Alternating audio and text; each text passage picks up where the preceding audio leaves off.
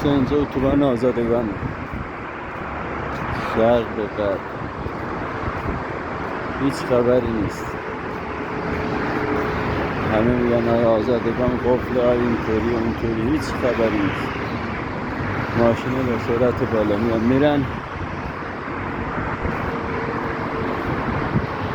این داره به سمت کرج داره میره، از روبرو هم که ببین در میاد.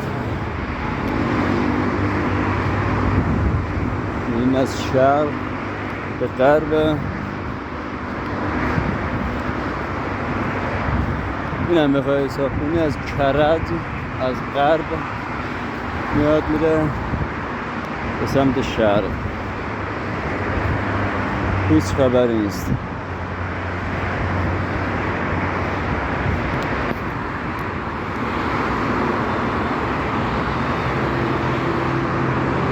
این اتوبان ساوه است که روان ماشین در حال حرکت.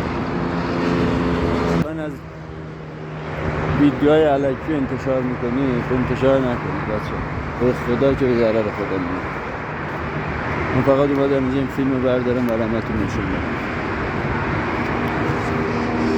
الان دوشنبه ساعت فیکس 8 شب، هیچ خبری نیست.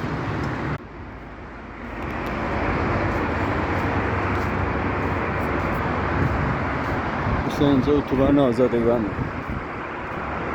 شرق به غرب هیچ خبری نیست. همه میگن های آزادگان قفل، های اینطوری اونطوری، هیچ خبری نیست.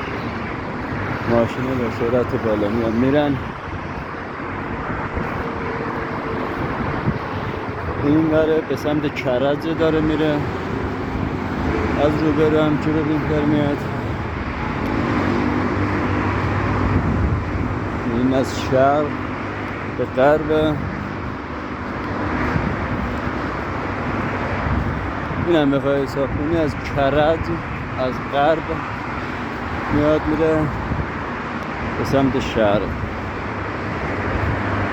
هیچ خبری نیست.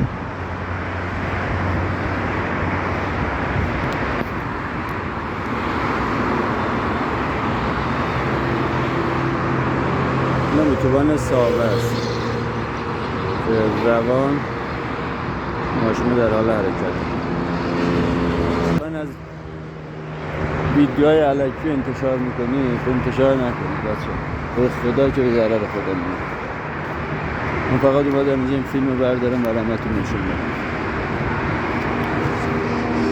الان دوشنبه ساعت فیکس 8 شب، هیچ خبری نیست.